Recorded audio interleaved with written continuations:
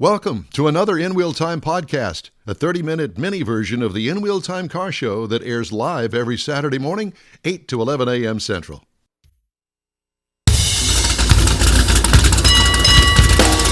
Live on the iHeart app, it's the In Wheel Time car talk show. Coming up, we talk to Divya Sangram and how you may be committing insurance fraud. What? And you may or may not know it. Huh. I bet you do know it. I got to drive the 2023 Hyundai Santa Fe Hybrid. I'll give you my thoughts on it. Conrad has the cruise-in calendar, and This Week in Auto History. And later, we talk about a big Veterans Day car show coming up you want to make plans to go to. Cool. Plus, we'll bring you the stories making automotive news headlines. Just ahead, on the In Wheel Time Car Talk Show. Howdy, along with Mike Out of This World Mars, King Conrad DeLong, we always need more Jeff Zekin. I'm Don Armstrong, so glad that you could join us on this Saturday morning for our live show. If you're listening to one of our podcasts or broadcast elsewhere that's taped and beaten, then welcome to that as well. In 40 countries. In 40 countries around the world. Divya Sangram is with Lending Tree and Value Penguin. Divya, it's good to see you again. How are you? I'm good, and thank you for having me on the show. I always enjoy speaking with you guys on a Saturday morning. And I'll bet you do and do not. No, actually, I do love it. I always love talking about cars and insurance, and no other better way to spend a Saturday morning. So when Mr. Mars told me that you were going to be on, I said, okay, what's she going to talk about? And he sends me this sheet of paper, and I'm going, wait a minute. Most Americans say they've never committed insurance fraud, but many employ fraudulent practices to save money. Yeah. That kind of it's a wake-up call. Hello, really? Because they are not totally honest with the insurance person that's going to write the policy about, well, have you had any tickets? Well, no, I haven't. And then they go and check and they've had tickets. Yeah. And that's just the tip of the iceberg, right? People are lying about their address. They're like, if I give my actual address, I might get higher rates.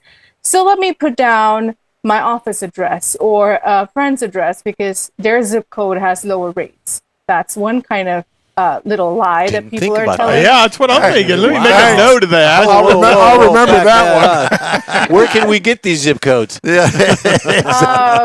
And people are trying to pass off wear and tear or old accident damage in their current claims. And, we call, that's actually fraud. You're not supposed to do that. You don't try to claim for damages that didn't actually happen during an accident. More horrifyingly, people are declaring their cars stolen to cash in. Oh, my God. I believe that one.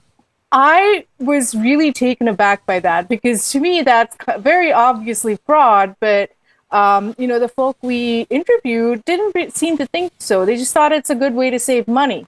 And, in terms of the findings, 91% of Americans we surveyed said they've never committed auto insurance fraud. But then you break it down and you start looking at these money-saving tactics, which are actually lying or misleading your insurer, which is fraud.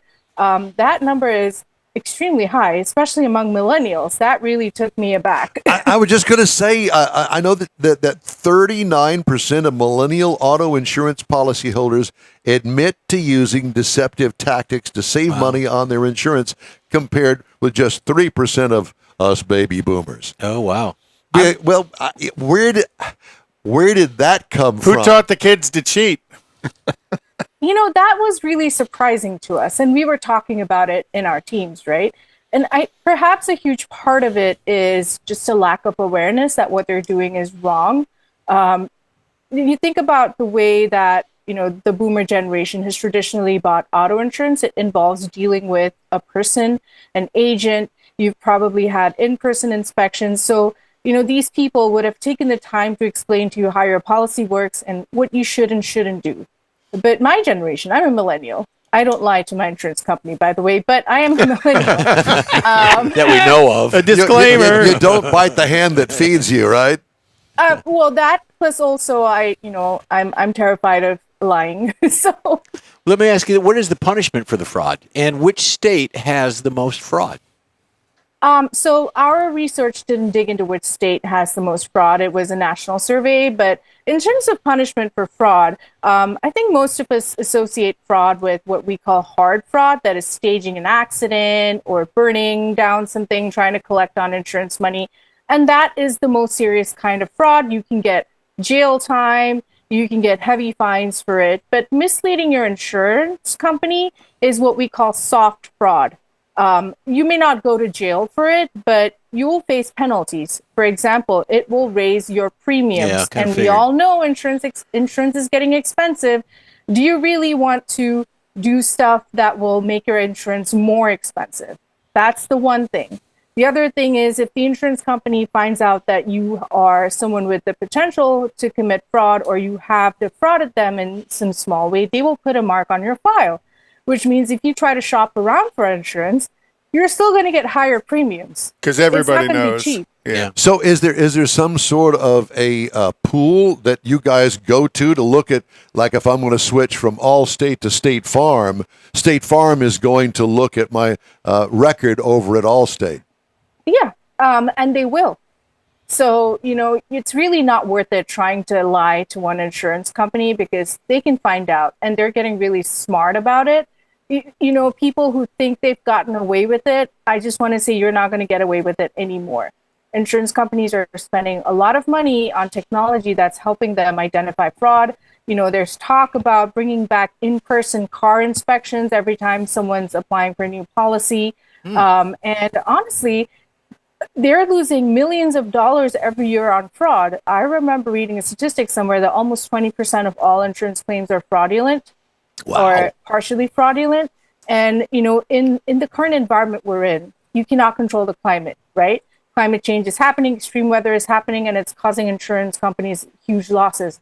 But they can control fraud, and they're going to do everything they can to control fraud and to control those losses. I don't remember when it was, but it was probably back in the 80s, I'm guessing, that I actually had to take my car to an insurance office and have them come out and look at the car. I don't remember what it was for. It wasn't an accident, but they had to look at the car and to insure it. And And sometimes they take pictures. they took pictures and asked me questions. I remember and- doing that back in the late 60s, because buying hot rods, This is 80s, Mustangs yeah. and things like that. The insurance agent wanted to see it. Well, I can only imagine that it'd be almost impossible to be able to, have all of your clients at one point during the year come to your insurance office to have them inspect your car. Well, I think some of that with the insurance companies, and tell me if I'm right or wrong, are using the internet to learn things. Because Carfax is a pretty good database, because Yep. if an insurance company pays to fix your vehicle, that gets reported. A lot of mechanical repairs and maintenance is reported to Carfax as well. But, I think insurance fraud is far greater than anybody really wants to admit. So what she's saying is that we're all back in school, and don't do that. It's going to go on your permanent record. Well, Yep. here you go. It's your permanent record. That's exactly right. Well, I of course, I'm, what am I, 3% of baby boomers. I'm not in that 3% that cheats. And I'm sure that over my lifetime, so far anyway, I've paid a lot more money than most people for the same policy, because I am honest. And listen, I was the kid that always got caught egging the teacher's house or wrapping somebody's house. I always got caught. Right? Murphy's Law. And the fraud isn't just by the insured person. The fraud is also by the vendor that's repairing the vehicle for the insurance company. So, the body shop, let's include this. Let's include this. Yep, This is scratched. So we kind of build the ticket a little bit to submit to the insurance company. Because they can Yeah. make more money. Yeah. Well, yeah, because Yeah. they're making more And- money, and so many of them are what are called pro shops now. So the insurance company trusts them to be honest with them, and are they always? I don't know. That's a really good point. And I just wanted to highlight one thing about that. So when you go to a shop and they're telling you, let's pad the repair cost so you meet the deductible. That's the language they Exactly what use. I was thinking. And, as a consumer, you may think, oh, yeah, I think that's a great idea because then I only need to pay this small sum out of pocket and then I'll get like a really amazing job done on my car. So as a consumer, your first thought is, it doesn't really affect me. It's just between the shop and the insurance company. I just want to remind everyone, if the insurance company finds out that it's a fraudulent claim and they deny it, you still have to pay for those repairs. And since it's a padded repair claim, it's going to set you back several $1,000s. So it's really not worth it. And go on your permanent record. Yeah, because avoiding the deductible is fraud in itself. Yeah, especially if you're making things up to add to that repair bill. They're going to say, oh, it looks like your tires are a little wonky. Let's throw that in. We'll say that, it got punctured in the accident. And that's terrible. Don't do that. It's best to stay as honest as possible. And if your shop is doing that, I'd say maybe shop around and look for a more honest mechanic. Well, all of this stuff is not exclusive to the automotive industry. I understand that people are also doing deception claims with their home insurance policies. Wow. Yeah.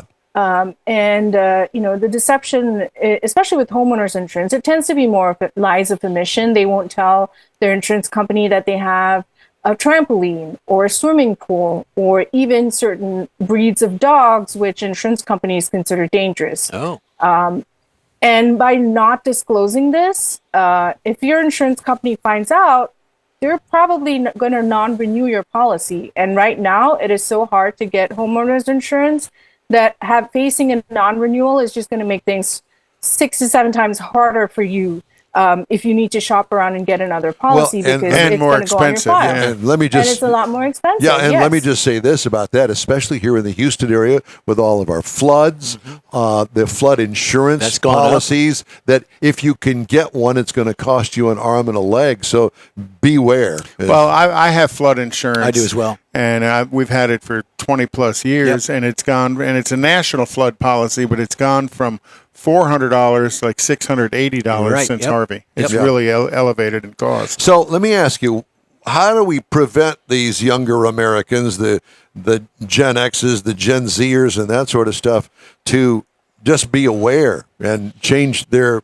perspective of getting insurance? Lying, cheating, and stealing. I mean, it's very simple, right? You have to tell them that the more they lie to their insurance companies, the more they defraud them, they're the ones who are going to be paying in the long term, because every loss the insurance company faces, they pass on to us, policyholders, in the form of higher premiums. And I think this is the correct time to talk to people about this, because, everyone's grumbling about how expensive every kind of insurance has gotten.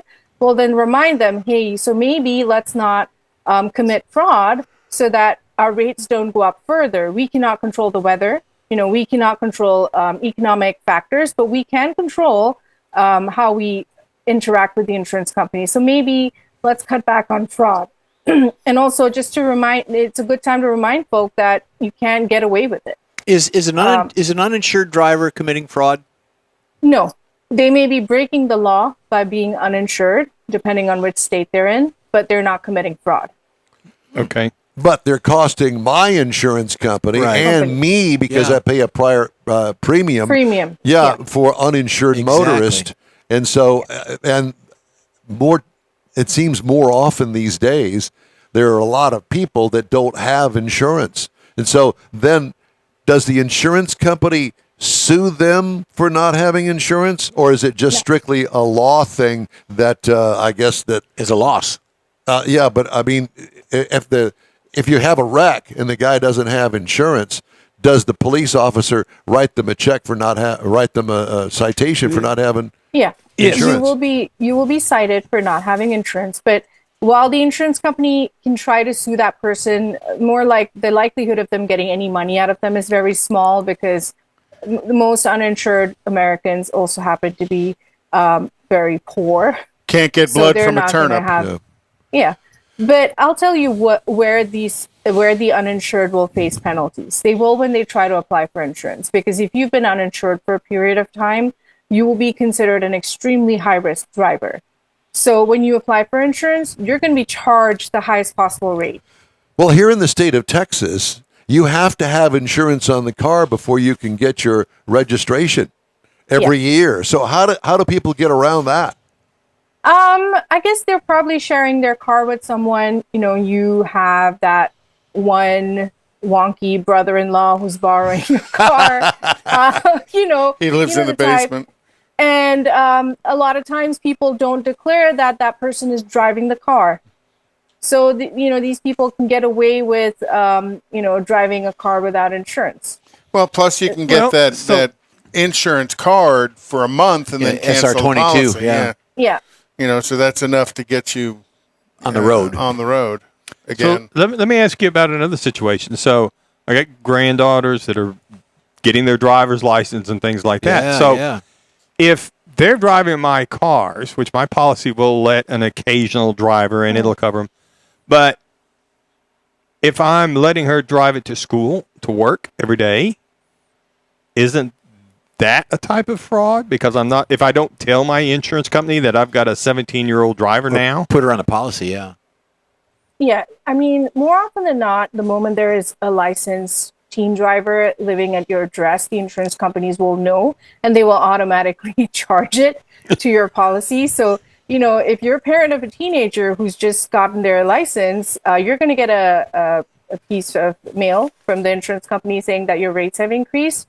So the insurance companies are really good about it. But in your case, because it's your granddaughter, you should be disclosing the fact that she's driving it on a regular basis to your insurance company, because if you don't and they find out, not only will they raise your rates, they may put it on your file that you have misled them. Or cancel your insurance. Hey, can you handle that for Mike? If she gets into an accident, they may deny the claim because she wasn't supposed to be driving it to work every day. Okay. Yeah, So in other words, Mike, get her out of the dang car. Get her own. Let her get her own. No, you buy her own. Yeah. It's cheaper than paying insurance. I will say this, even if you buy her own car, you still have to pay for insurance. Sure. Yeah. Yeah, and the car that you would buy, some $3,000 beater, you don't need. All you need is liability insurance on it. Am I correct? Yeah. Yeah. And that's probably still going to be really expensive. So teenage insurance can set you back thousands of dollars a year, and there's absolutely nothing you can do about it because teenage drivers are considered extremely high risk. Both of mine cost a lot of money. At least you have a granddaughter instead of grandson, because boys are charged more money than girls. That's a good point. There was a point in time when I was a teenager that I was not near as good a driver as I am now. You're still not a good driver. Well, I don't pay $1,000 a month now like I did back then. That's because you don't have insurance. I've been with you when you drive. You forget it. You scare me. I don't know how you've made it this long. Divya, where can we go to get more information on all this? So all you can do is go to www.valuepenguin.com/deceiving-insurers/survey. That's where you can read our report, and there's a lot of good information in there on what you can do if you've accidentally misled your insurer, because sometimes these are honest mistakes. You may have underquoted the amount of miles you drive per year, and that's normal. Just let your insurance company know. They will appreciate the honesty that you're trying to fix your mistakes. Just don't make it a point to lie to your insurance company to save money. Divya, it's always great to talk to you. Thank you so much for getting up and talking to us this morning. And stay in touch with us. Let us know what you got next. Yeah, I will do. Thank you so much for having me. You bet. Thank you. Bye-bye. Divya Sangram, and she is with Value Penguin Lending Tree. So she knows her stuff when it comes to that insurance stuff. We've had her on before. Yeah, she's great. We'll have her on again. Great What source I like of about it information. is it's easy to understand her. The way she explains it properly, well. Even we can understand it. Yep. That's tough to do. That is tough to do. Can be. Thanks for joining us for today's In Wheel Time Car Talk Show. Time now for the cruise-in calendar. Let's keep it short and give him a minute. Here's Conrad. So again, one of the cruise-ins next weekend is Coffee and Cars at the Woodlands High School. We just had them on. Yep. Nifty 50s is tonight at 5 p.m. in the Woodlands off Buckthorn Place. And that's running from 5 to 10 p.m. Smooth Nights in Mount Bellevue Park is tonight at 6 p.m., and that's off of Eagle Drive in Mount Bellevue. What's so funny? I'm just wondering, is that where the police found you that night? In Mount Never Bellevue. mind. In the park.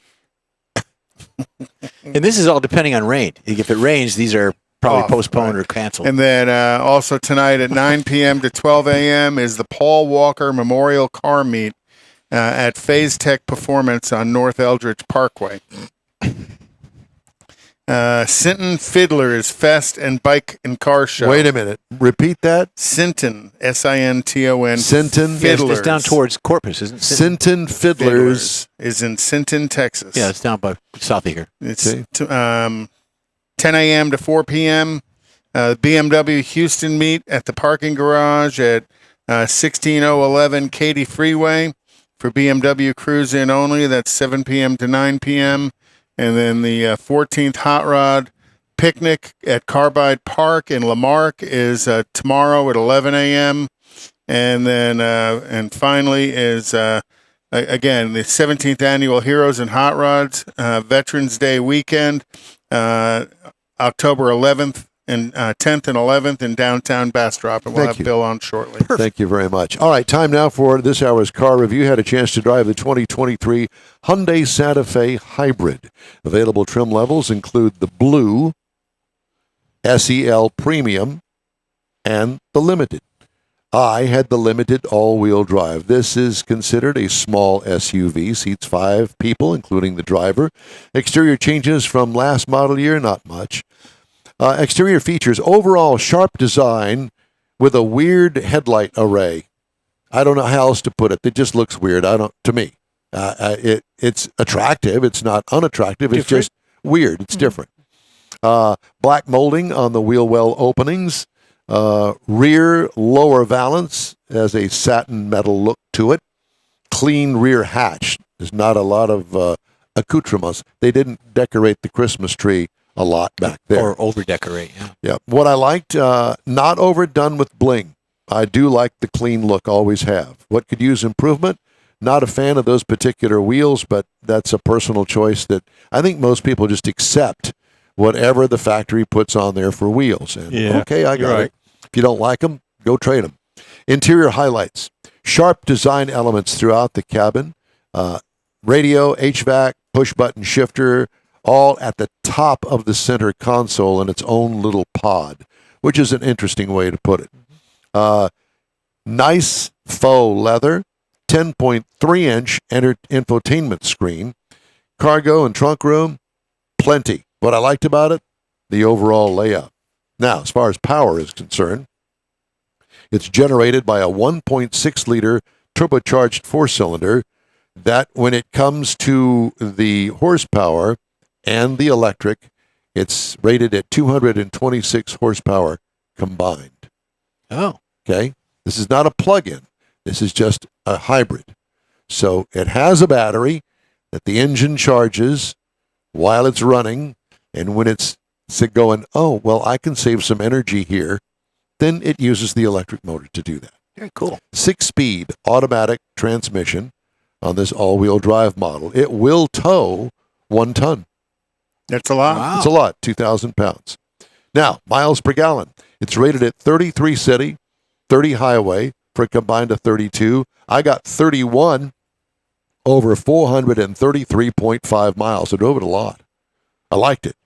What I liked about the engine, it's a nice combination between the engine and the transmission. It's a great combination with that 226 horsepower is not too little. It's not too much. It's adequate. Just right. Thanks, Goldilocks. With the 6-speed automatic transmission. As far as ride and handling, smooth sailing in this car. What it could use improvement, don't touch a thing. Don't mess with it. It's good just as it is. Don't jack with it. Okay, as far as pricing is concerned, the base trim price on this is $41,570. Price as tested, $43,115. To me, that's not a sweet. that much. To me, this is a sweet spot when it comes to pricing. Base model price is $36,210.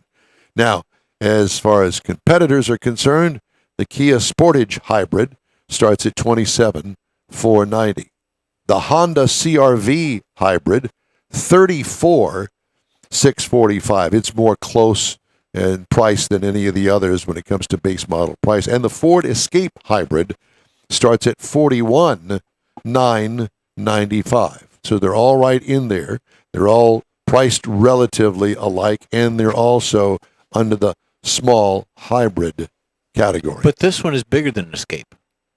It is, Yeah. by a little bit. None of them are huge. These are, No. but this is if you're out looking for a new SUV, then this might be something for you. Well, and it's interesting. This has a 6-speed Yeah, I automatic thought that- versus the CVT. Yep. Because so many of them have a CVT, which I don't know why, but I think it has something But to do with 226 horsepower. putting the power to ground. Yeah, 226 horsepower with that combo. Just it's sweet. It hits the sweet spot. And towing the 2,000 pounds, what do you lose? You're going to lose a little. A little, but not a lot. And you don't have to plug it in. Yeah. You don't have to jack with it. That's to me an important part. Well, it is, but you also pay for that. And remember, it's not, the mileage isn't off the wall, off the charts here. It's not 40 or 50 miles per gallon.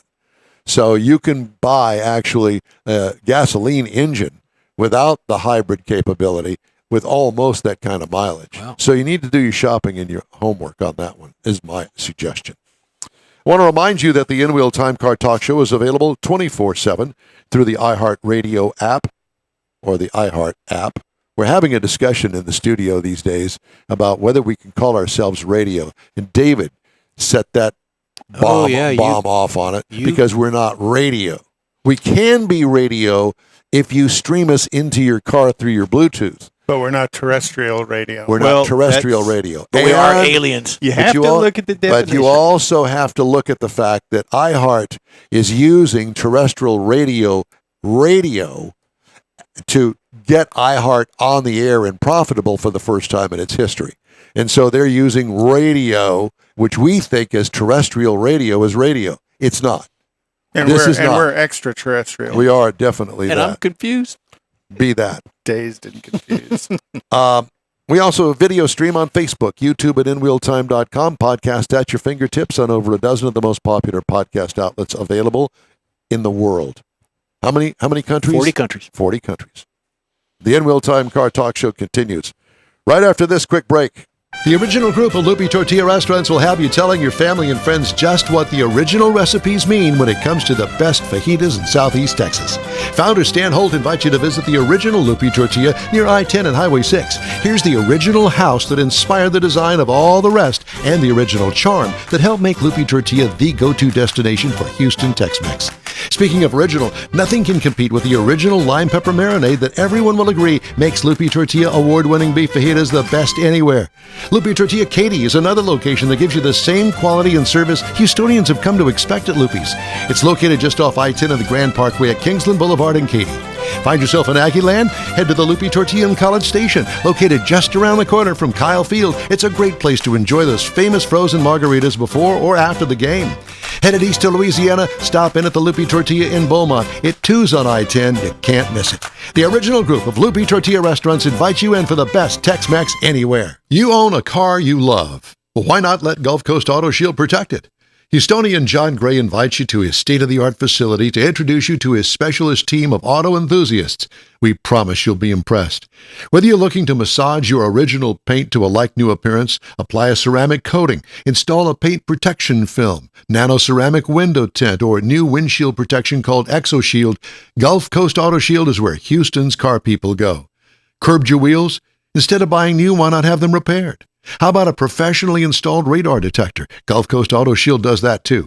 Get a peek inside the shop and look at the services offered by getting online and heading to gcautoshield.com. Better yet, stop by their facility at 11275 South Sam Houston Tollway, just south of the Southwest Freeway, and get a personal tour. Gulf Coast Auto Shield is your place to go for all things exterior. Call them today, 832-930-5655 or gcautoshield.com. The award-winning In-Wheel Time Car Talk Show is available on the most popular podcast channels out there in 30-minute episodes. We realize our 3-hour live show can be difficult to catch in its entirety, so now you can listen every day to a convenient, fresh 30-minute episode. Check us out on Apple Podcasts, Spotify, Google Podcasts, Amazon Music, and Audible, along with a dozen more. In Wheel Time has the most informative automotive guest interviews and new car reviews, along with popular features including Conrad's Car Clinic and This Week in Auto History, along with automotive news headlines. Our live broadcast airs every Saturday, 8 to 11 Central on inwheeltime.com, the iHeart app, and on YouTube. Be sure to say hello when we're broadcasting from the Tailpipes and Tacos Cruise-In, Autorama, and the Houston Auto Show, among others. Now, it's easier than ever to hear about all things automotive all week long. You're invited to join fellow car enthusiasts in becoming part of the ever-growing In Wheel Time Car Talk family. Don't forget those 30-minute podcast episodes on your favorite podcast channel. That's it for this podcast episode of the In Wheel Time Car Show. I'm Don Armstrong, inviting you to join us for our live show every Saturday morning, 8 to 11 a.m. Central on Facebook, YouTube, Twitch, and our inwheeltime.com website. Podcasts are available on Apple Podcasts, Spotify, Stitcher, iHeart Podcast, Podcast Addict, TuneIn, Pandora,